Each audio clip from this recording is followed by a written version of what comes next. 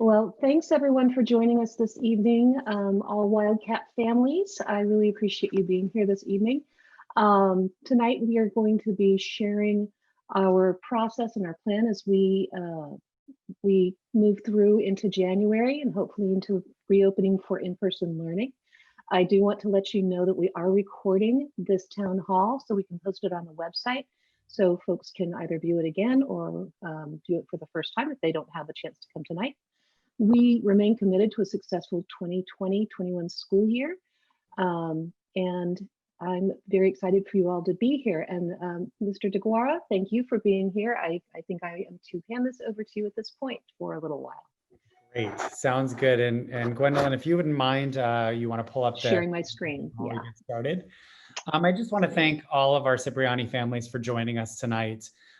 We are, like Ms. Railing said, we're committed to a continued successful school year. While I'm extremely proud of all of the efforts of our staff and how everybody's come to the table to really promote and facilitate distance learning, it's truly been a community effort. I'm really proud of how it's going. That said, we realize that it's not the optimal learning environment, and many of our families and our students and our staff are eager to return to in-person learning. We are excited to look at the opportunities for the future. We, of course, want to come back to a traditional environment where we're at school every day, just in the traditional sense that we're all used to. That said, that is going to take some time, and hybrid learning is a step towards that. So it is exciting from that perspective that we're taking a step forward. I'm just going to go ahead and adjust my screen here a little bit. And as I jump in, I'm going to go ahead and start and share a little bit of an overview, and then I'm going to turn it over to Principal Railing. But if you have questions as we're going through the slide deck tonight, please add your questions to the chat. We'll do our best to answer them live here tonight. We'll also be curating a frequently asked questions. So if you don't hear your question answered tonight, we'll send out some information with other additional answers to those frequently asked questions. So with that, I'm going to start just by sharing a little bit about the elephant in the room. Really, the elephant in the room shifted on Monday earlier in the week with San Mateo County's movement to the red tier. And this was a little bit of a backward step for our county. We've made continued positive progress week after week towards the orange rate, trending towards the yellow. Unfortunately, we've had a little slip backwards. We are currently in the red tier. That said, we are continuing to move forward with planning for in-person hybrid learning. That transition will happen when we are in the orange or yellow tier. So all the work that we're doing is still moving us forward. We will make that transition when we're in either the orange or the yellow tier. Hopefully that comes in January. We're optimistic that our community will step up seeing the data, will make positive choices in our traveling over the holidays and our exposures, that we'll continue to wear masks, and that we'll see the rates come down. Principal Railing, are you able to go into present mode? Yeah, there we go. I think that'll be a little bit bigger for folks. Oh, fantastic. Yes, thank you. Great. So currently San Mateo County is 5.7 cases per 100,000. We're a 2.1% positivity rate. Those rates did increase significantly over the week prior. Part of that is an increase in cases, definitely, but also there was a little bit of a lag in reporting under the previous framework. The data is being reviewed frequently and is updated even more frequently than it was in the past. Let's go to the next slide. Uh-oh. This is the problem I have, Superintendent DeGuara, when I put it in present mode. There we go. Okay.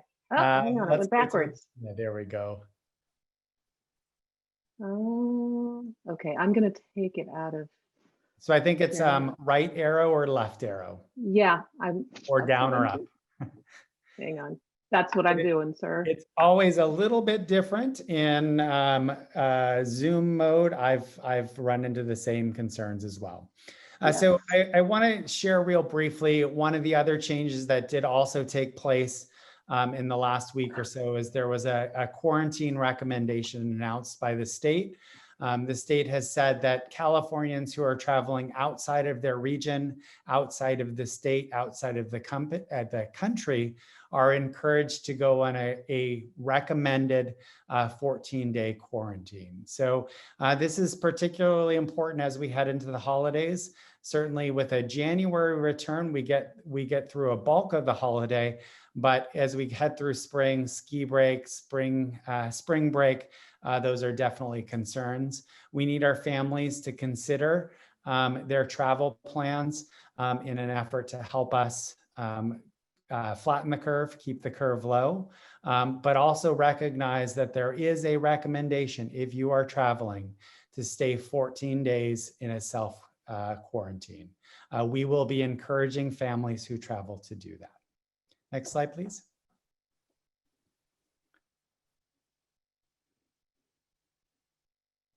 Okay. Perfect. The district is required to submit a reopening plan to the San Mateo County Office of Education. We have our draft reopening plan that we will be submitting to the county prior to Thanksgiving break in an effort to get any feedback, make any adjustments. Again, with the hope that our county will be in the orange or yellow tier so that we're able to reopen in January with hybrid instruction. Next slide. So I always forget because we're talking about hybrid instruction. I want to remind our families that they will have the choice to maintain a very similar program of distance learning that is now in place or shift to a hybrid learning option where some of the learning happens in person and some of the learning happens outside of school. We are required to have a phased in approach. We're looking at TKK1 beginning January 19th on a modified schedule and then full schedule on the 25th. And then you'll see as the grades increase, second and third grade, 2 weeks later, fourth and fifth, 2 weeks after that. And then when you factor in the ski break, it's February 22nd. These dates are, we are actually, and Gwendolyn's going to share here soon, we've done some revising on our models. So these dates may be adjusted a little bit from the perspective of the modified schedule to the regular schedule, but we'll get into that as we go ahead. Next slide. Okay. And I'm Thank going to you. turn it over to Principal Railing. Okay, thank you, Superintendent DeGuara. I appreciate it. Something I failed to mention at the beginning of this presentation, but is important to note, we do have a hard stop at about 1 minute before 6 because 2 of our sister schools have presentations tonight beginning at 6, and I believe it's a bandwidth issue that we can't have all of those people Zooming all at the same time. So forgive me in advance if I have to cut folks off. My email is on this presentation. Most of you guys know my email anyway, so please feel free to email me as questions arise. And this is a link to our specific reopening plan. There are many components of it in the slide deck that we're currently on. If we have time, we will come back to more specifics, but I want to get you folks the important kind of broad information that you want to know. So this is the proposed AM/PM model that the district is working on right now. Rather than doing an A day, B day, we are looking at and hoping to move forward with an AM group and a PM group. This would have a huge advantage in that we would see all the children every day. So that is a great advantage of this. There is enough time in the middle of the day where where you see this lunch prep and sanitize time All the rooms that are occupied by students will be sanitized in that period of time. It will be on a staggered schedule so that our custodial team has time to get into all the rooms before our B group kiddos come in the afternoon. And I want to go through one more slide and then I'll take a question about this because I know this is a change from what a lot of people were thinking. So this is a sample. I want to emphasize very strongly that this is a sample. It's more to illustrate how the times could be optimized so that we did have time in the mid-morning and afternoon break to allow for cleaning. On this model, of course, obviously the kids are here for about 2.5 hours in the morning. Then there's a 90-minute break and about 2.5 hours in the afternoon. Because the start and end times are staggered, that stretches that lunch and cleaning break out to 2 hours for the custodial staff, which is more than ample time for them to accomplish it. I want to look really quickly in chats and see if there are any questions regarding what we've talked about so far. Yes, there was one question, and it was a clarification on distance learning. And again, we tend to be talking about hybrid, that sometimes we forget about distance learning. So in the distance learning, we would expect for it to be very similar to what it is now. SB 98 mandated minutes, as well as specials that take place outside of those SB 98 minutes. A question came up about similar teachers. We are going to do our absolute best to keep teachers and students together where possible, but there may be, there will be times where teachers are teaching in person and families are preferring hybrid. But when there's a match, we will absolutely do our best to keep students with their current teachers. Great, and welcome to Sam Leinbach. I didn't realize you were here tonight. Thanks so much for being here. Sam is one of our wonderful Board of Education members. So thank you, Sam, for being here. A couple other questions. Do we get to choose whether we can be an A or B group? Obviously, we'll have to provide a balance. So we can't have everyone, you know, personally, I would want my children in the A group just because that would be easier for me because I get more stuff done in the morning. So we can't have everybody have their preference, but we will do the best we can. I'm not sure what the process for that is going to be yet. Dan, did you want to address that at all? So unfortunately, we're not going to be able to prioritize AM, PM for families. We will do the best that we can to get everybody their preference of hybrid or distance learning, but unfortunately, we won't be able to prioritize AM, PM groups. There was a couple questions about us being in the yellow or orange tier. Unfortunately, I don't have a crystal ball. I wish I did. In San Mateo County was progressing rather nicely in terms of keeping rates under control. We did see the spike recently, and that has translated to our county going backwards. That said, we don't know, but our board has made the commitment to opening in orange and yellow at this point in time. So lots, oh gosh, this keeps jumping. Sorry about that, but lots more questions still.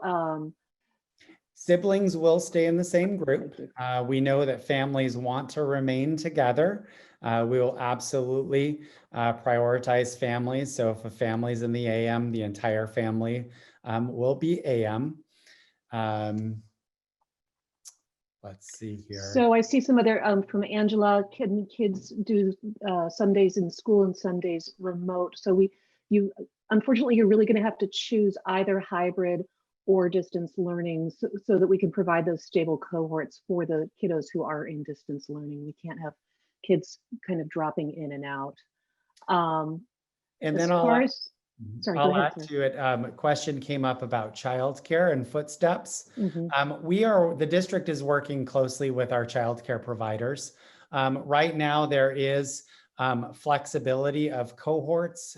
Initially, we were concerned that childcare cohorts need to be identical as school cohorts. There is some flexibility in that at this point in time. Really, the goal of cohorting is to be able to do contact tracing should there be a case of COVID. we are working with our childcare providers to help them better support our families as well. We will be sharing information. So while we have two different enrollment systems, we will be sharing our student information with each other so that we can best align and best keep folks together where possible. It's in everybody's best interest to align cohorts in the best way possible. So Principal Railing, if you want to go, I'll keep going through the chat and I'll pull some common questions. Great. Okay. Oh, darn it. Hang on one second. Okay. So I'm going to close the chat because it's covering up half of the slide for me. We have the 4 pillars. Hang on. I'm sorry. I want this chat to go away. There we go. So the 4 pillars are health and hygiene, so daily symptom screenings for students and staff.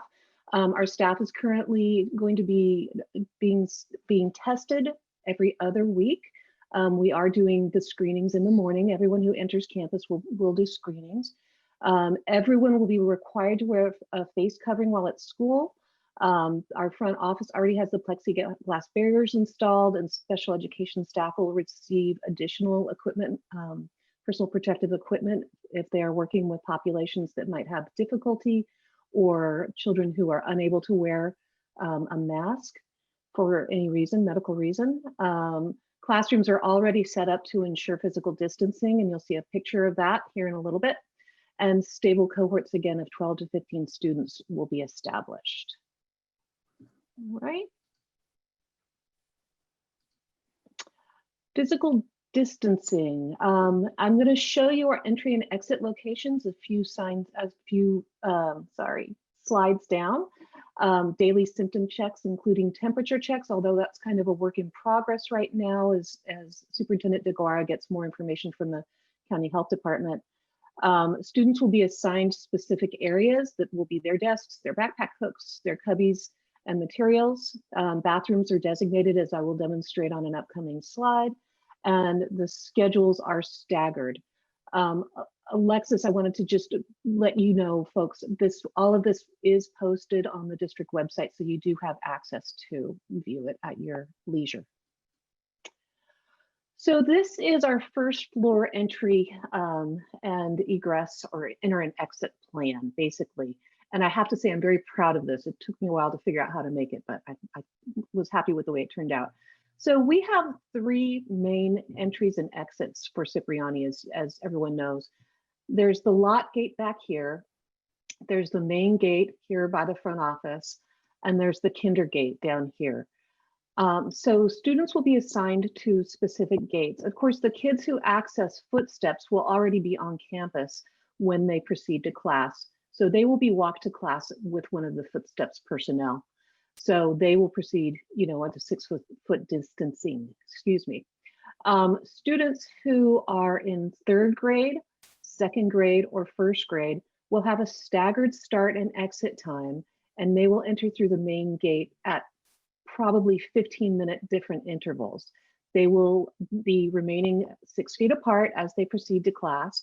And I do plan on having kiddos come before school actually starts by small groups in order to show kiddos, especially the youngest ones who have not necessarily been on our campus before, their entry and exit routes to school. I think that's very important.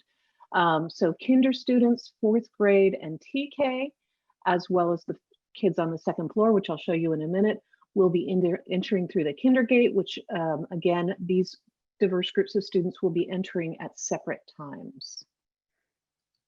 This is our 2nd floor. So again, just demonstrating these are the 5th grade students, the blue arrows. They will be coming up what I call the 5th grade stairs to make it easier for contact tracing and entering their rooms. The 4th grade students who are in Ms. Coyle or Mr. Nakamura's class will be going up the 4th grade stairs. And of course, Mr. Saidam's kids will progress right onto his room. Superintendent DeGuara, do I need to stop for questions at this point, or should I keep moving forward? Go ahead and keep moving. I'm taking some good notes, and I'll provide a couple updates here shortly. Fantastic. Thank you, sir. So this is a classroom setup, and thank you, Mrs. Snelling, if you're out there. This is, of course, your room that I snapped a picture of very quickly. She's already got her chairs and tables set up in a way that the kids would be physically distant.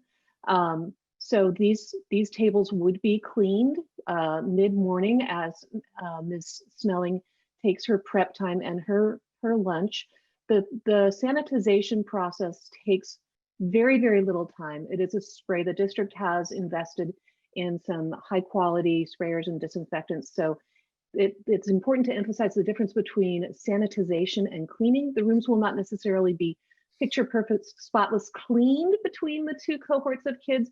They will be sanitized, however. So you might come in and see a little, a paper clip on the ground or something of that nature. That is going to be a sanitized paper clip. So you don't have to worry about it. So these rooms will all be cleaned in the break between cohorts.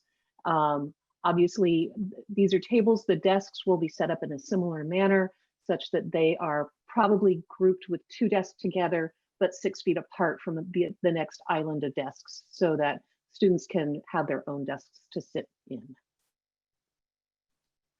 Okay, health and hygiene.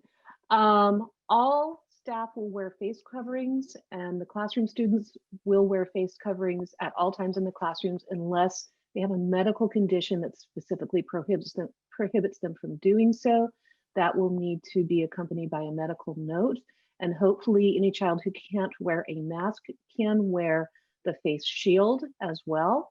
All HVAC systems have already had updated MERV 13 filters installed, and my understanding is those are required to be changed annually, but we will be changing them quarterly just to provide that extra reassurance that the air we're breathing is very clean. Doors and windows should remain open to let in fresh air. There are a couple of classrooms, it was brought to my attention that the windows are very high up and difficult to open.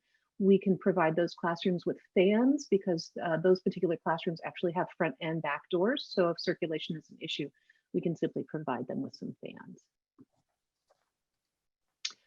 Cleaning and sanitization. All rooms, as I said earlier, will be, the custodians will be using a fogging or misting machine to spread an approved disinfectant treatment. The restrooms are also going to be cleaned, as well as all high-touch surfaces such as those stair railings, light switches, things of that nature. I've already been working with Josue, our lead custodian, to develop a schedule and looking at whether we need to shift our evening custodian up to somewhat earlier hours.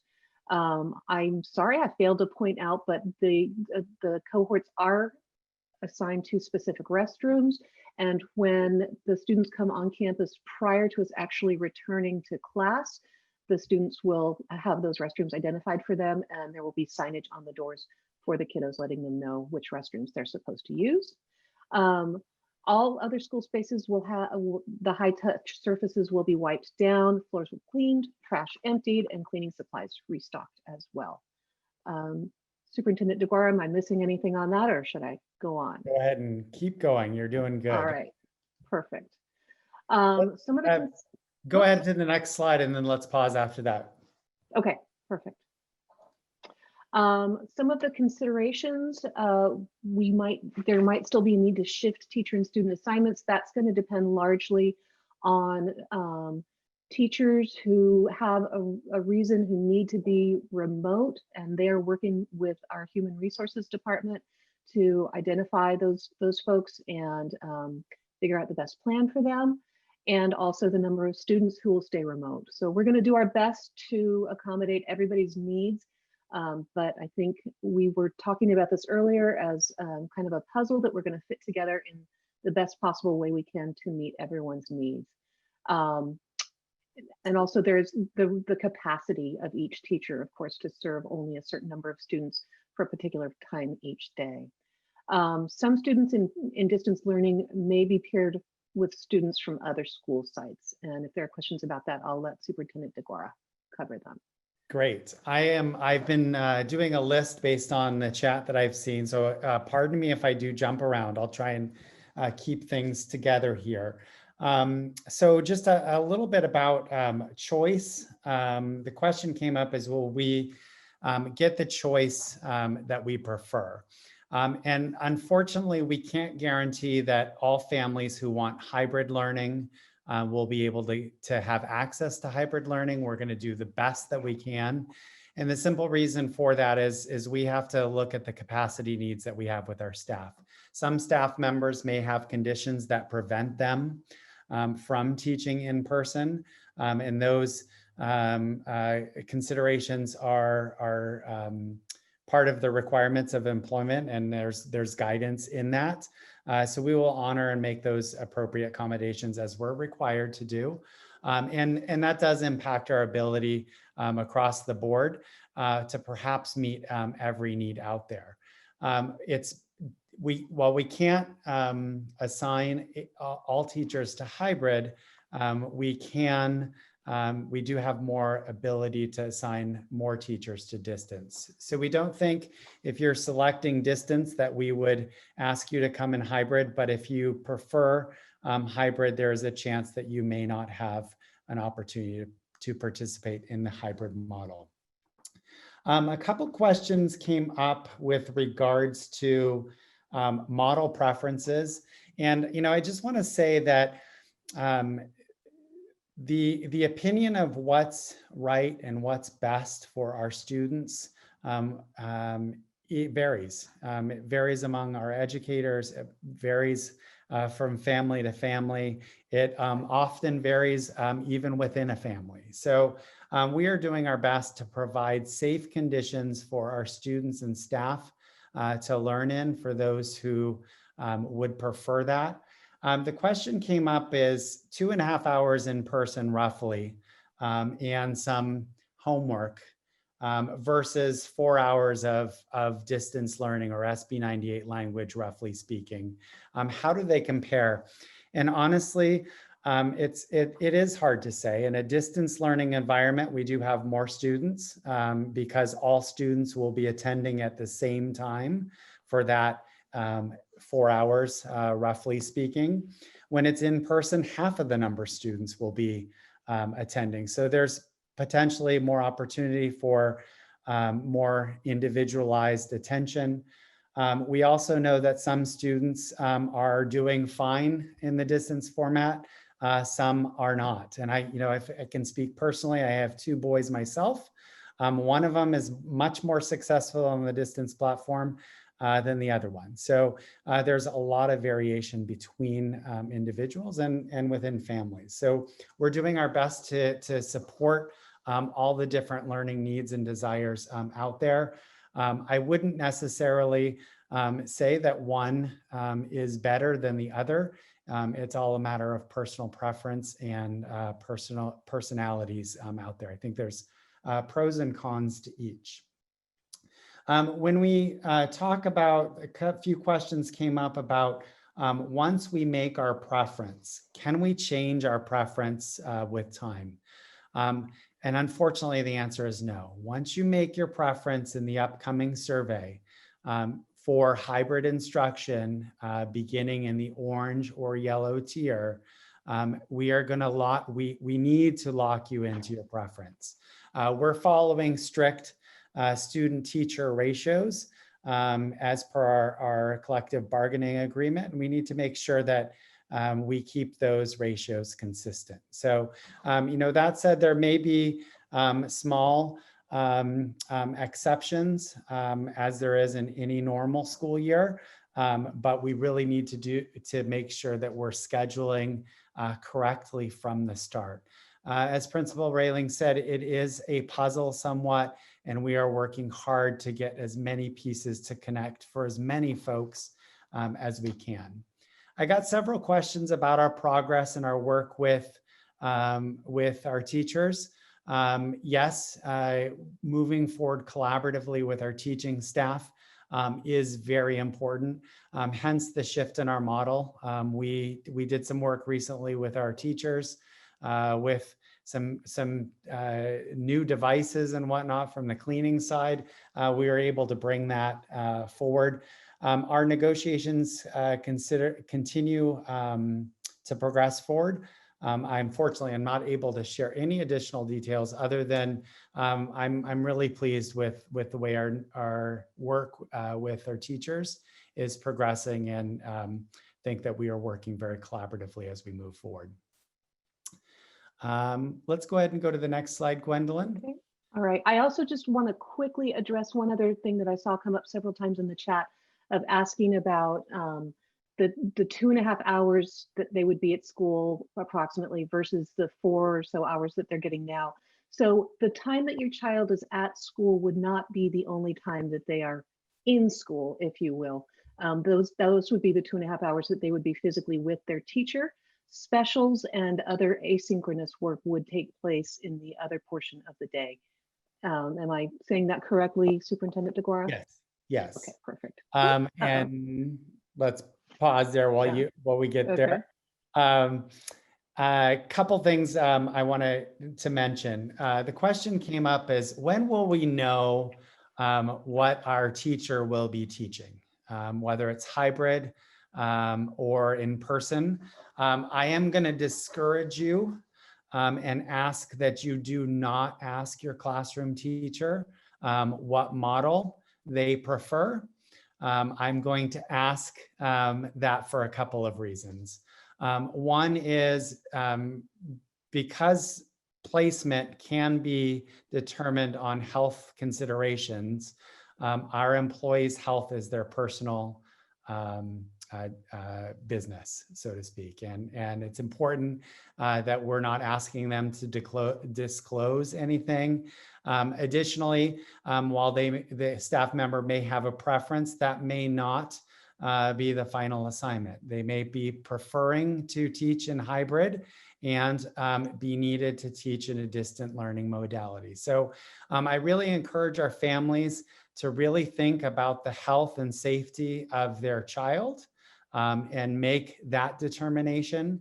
If you feel strongly that being with your classroom teacher is the most important, you will have an option to check that on your survey.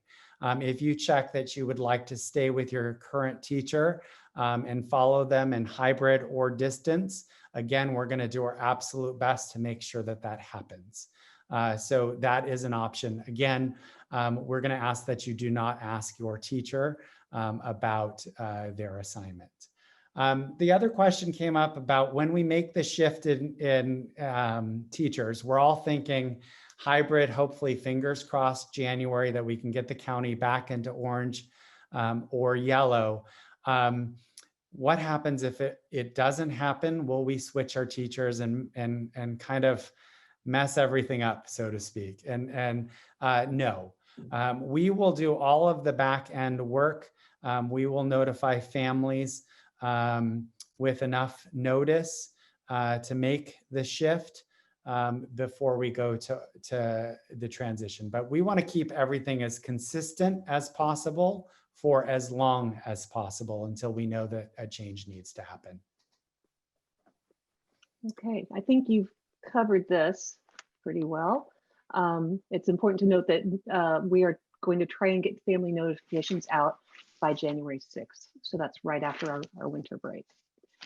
My computer is being finicky tonight.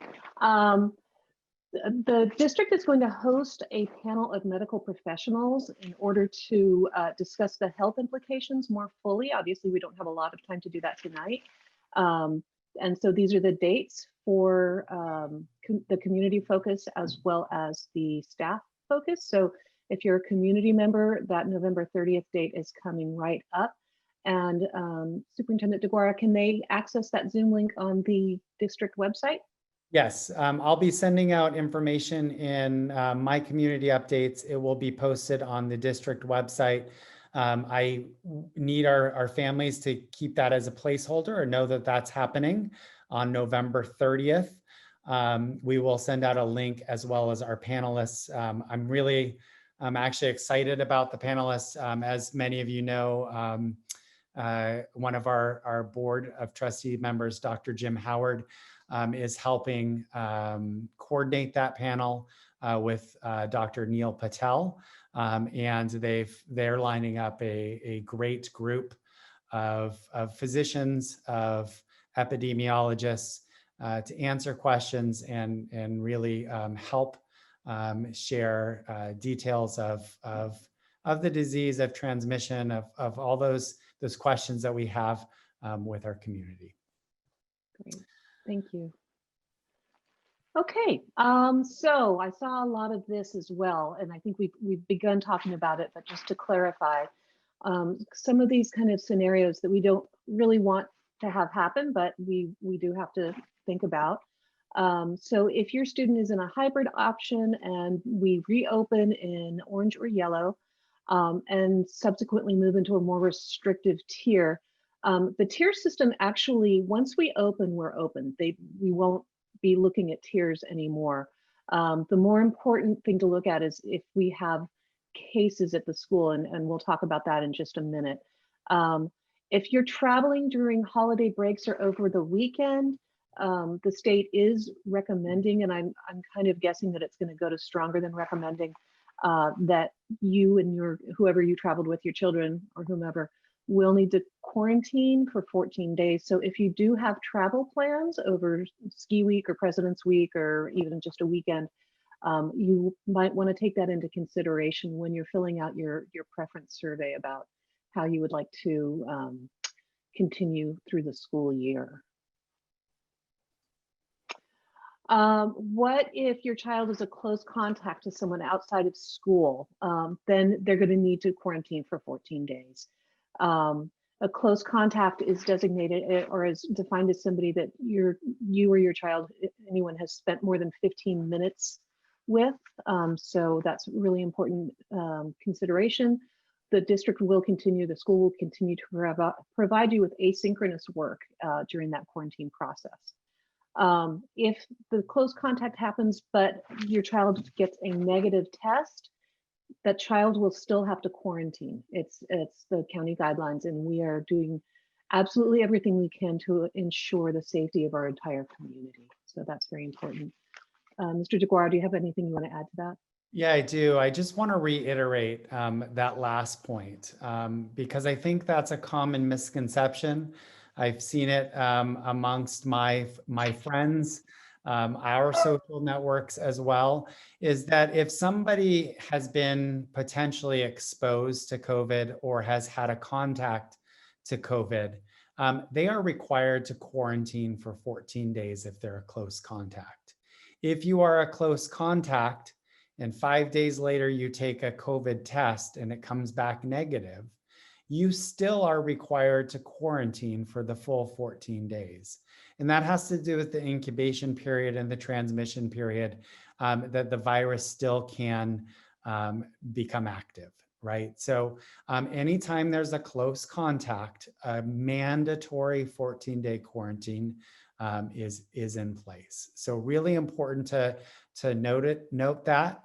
The question came up about, what happens if students are sick? Just like in normal school, we need students who are not feeling well to stay home.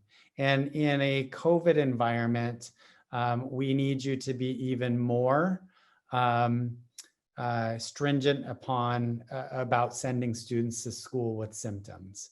The guidance currently right now is there's actually a list. It is in our reopening handbook. A stuffy nose alone is okay, but a stuffy nose combined with a cough is not. A fever of 100.4 is never okay to come to school. If you have shortness of breath, it is not okay to come to school. And I would encourage our families that if there ever is a doubt on whether or not you should come to school, when in doubt, stay home and rest. That's always the advice. We will, like we always do our best to help provide work, to keep our students up to date. That said, when we talk about travel, it will be extremely difficult to keep our students who have a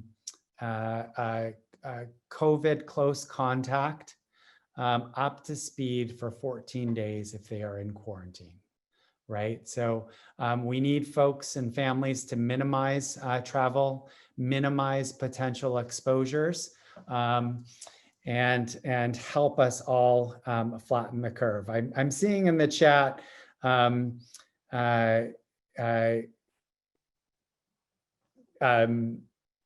let's see, I'm kind of reading through that. Yes, in terms of the symptoms for staying home, I want to refer folks to our reopening handbook. It's very explicit. Those are not things that we are creating or are just unique to our district. They actually are coming from county health.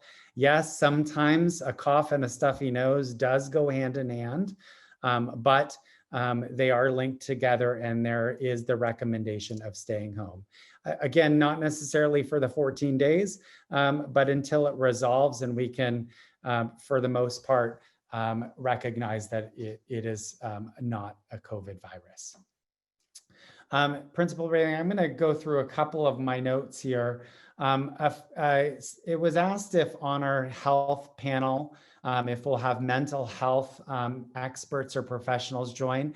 I don't know that we have a mental health expert lined up yet.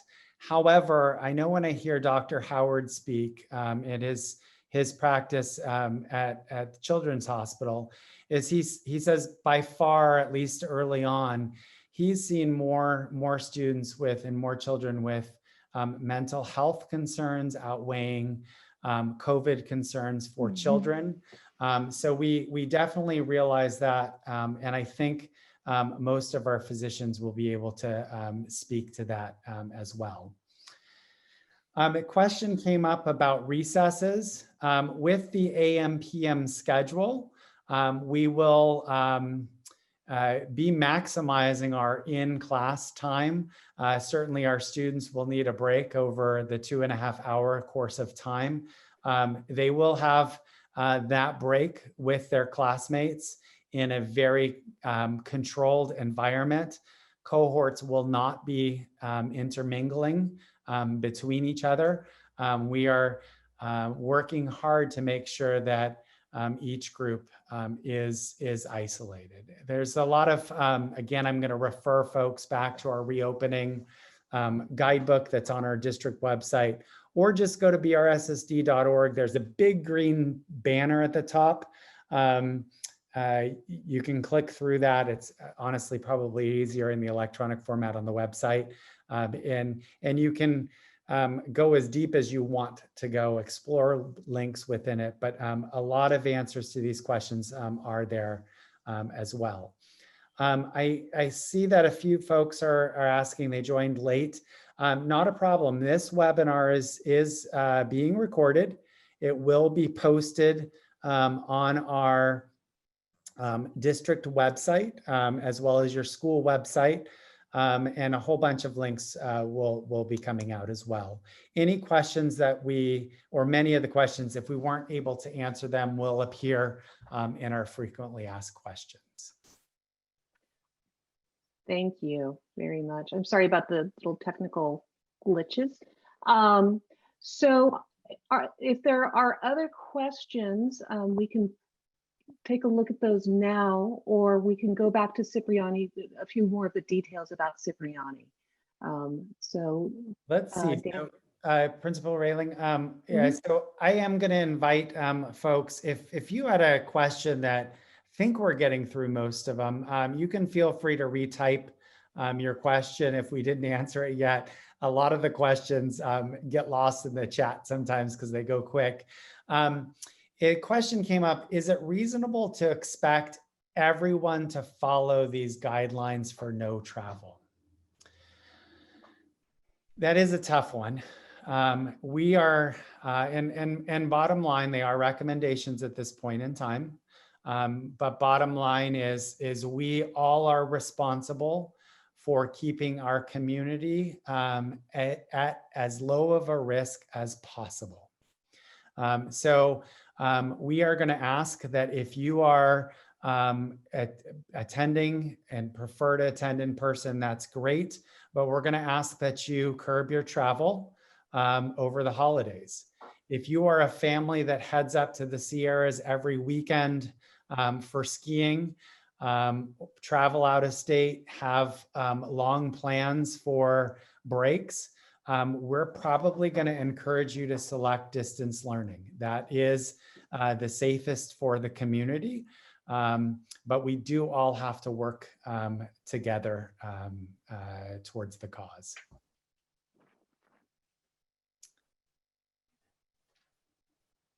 And Principal Railing, at this point, as we can ping pong back and forth as we're seeing questions pop up in the chat. Okay, fantastic. Substitutes, that is a great question. Yeah. It is a dilemma that all of our school districts are working through. We're working really closely with our Human Resources Department. We'll be doing our best to align substitutes for specific sites and for specific cohorts. It will be hard to do a substitute for every cohort. But we are going to do our best to minimize those interactions. If there is the worst case scenario where we're unable to get a substitute and we're able to notify families of a shift to distance learning from a safety aspect, we will do that. We are confident that we can have substitutes that'll be able to work within the guidelines. Again, cohorts are very important. A big reason for cohorting is the ability to contact trace, to know that if there is an episode of COVID, that we know exactly who we need to quarantine, and we're able to track that. The county has very stringent protocols for reporting. When we report a case to the county, we're actually required to follow a line log. It records all of the symptoms, the dates, the positive tests, all of the details, and we follow that case as well as any related cases for several weeks. So there are a couple of questions about the emphasis on quality of education and resources. Cipriani, as I hope folks realize, has always prided itself on providing the best possible quality education to our students. Our teachers and I and the whole district has learned a lot over the course of the last 9 months since we had to go to distance learning. And we will bring that new learning with us into the hybrid model for those teachers who can teach in the hybrid model. We feel confident that with students attending in class for a portion of their day with their teachers, being able to do the collaborative learning that we know is best for students to learn, and being able to practice the academic language with one another in a bit more organic atmosphere, that it will improve their learning opportunities for students who work best under that model. There are some students, as Dan was saying earlier, my son is in his room studying right now, and he is doing really, really well on the distance model. So, it's really up to the individual family. But with the model proposed, the children would be getting their core academic instruction in person, if they choose that, from their classroom teacher, while specials and asynchronous learning would continue to be on a distance platform. So I think we would really cover all bases for the students who are choosing to come back and physically be at school. There was another question regarding, I'm sorry. How to get questions answered if we don't have the time to answer them tonight. Please email me, and you can certainly copy Superintendent DeGuara, although as much as I fuss about the 200 emails I get a day, he probably gets that times his 7 campuses. So if you have specific questions, one of the things I have not had a chance to do that is very, very important to me is work with all my stakeholders collaboratively, including my teachers, including you parents, including some of the other principals in the district. By the way, Carrie Amsler, shout out to you. I see you're out there in the crowd. Thanks for being there. So this is very much a work in progress, and I enjoy working collaboratively because I am not the smartest person in the room and I don't have all the best ideas, but I do like to put ideas together in order to provide the best model for kids. I made a couple notes and we have a couple more minutes, so I'm going to go ahead and answer a couple of additional questions. Um, this one's a little bit of a shift. We talk about safety, we talk about preference. I saw a couple questions about how do we assess learning quality. And I want to say that while our models have changed, the way we assess whether our students are learning or not is really the same. Your teachers have been working really hard to do district-based assessments to provide you and your family report cards that are meaningful and really the best gauge to about your child's progress is really that interaction that you're having with your teacher and what you're learning about your child's progress. Our teachers had spent some time taking a look at standards and identifying essential standards for each grade level. A question came up about, is there a state assessment this year? As of now, we expect there to be a state assessment and that is welcome. It will help all schools and districts and families understand learning impacts over this challenging time. But we do anticipate a state assessment this year. We are all still wondering what that's going to look like. Typically, those are in really controlled environments on specific devices and specific platforms with specific directions for administration. That's changed in our current reality, right? To be able to do that.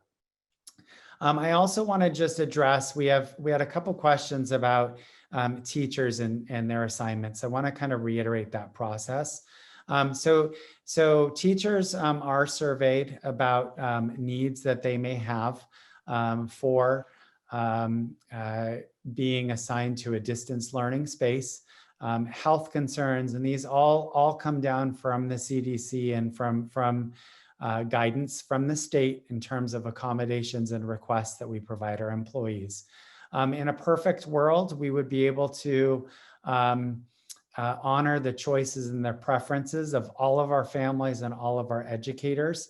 That is going to be difficult to do on both sides of the coin in this case. We will be working with our staff to identify specific accommodations that need to be made, identify staff preferences, and then to do our best that we can to accommodate those. The other thing that I will share is that we have started surveillance testing through curative labs for all of our staff members.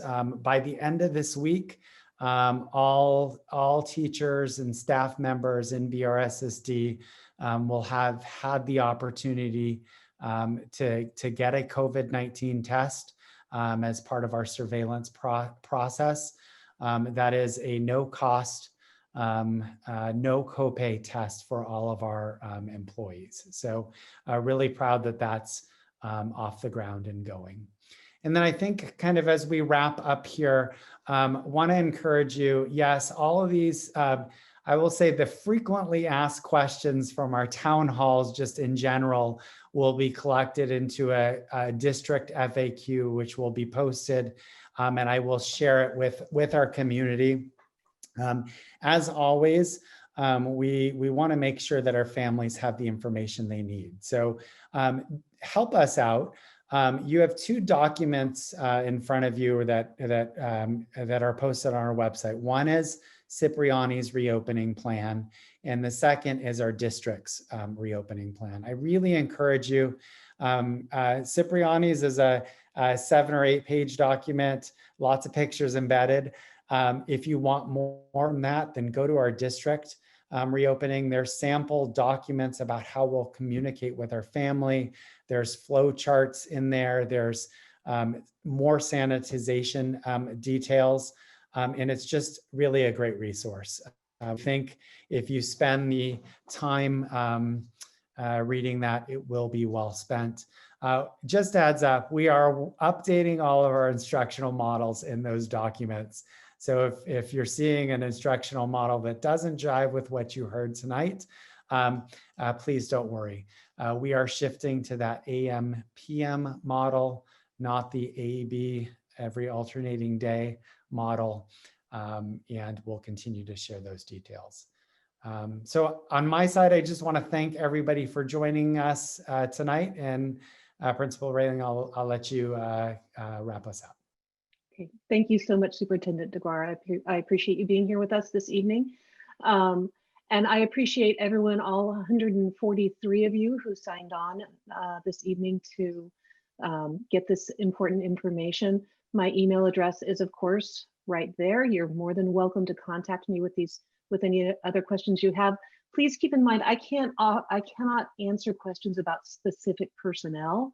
That is not something I can do right now.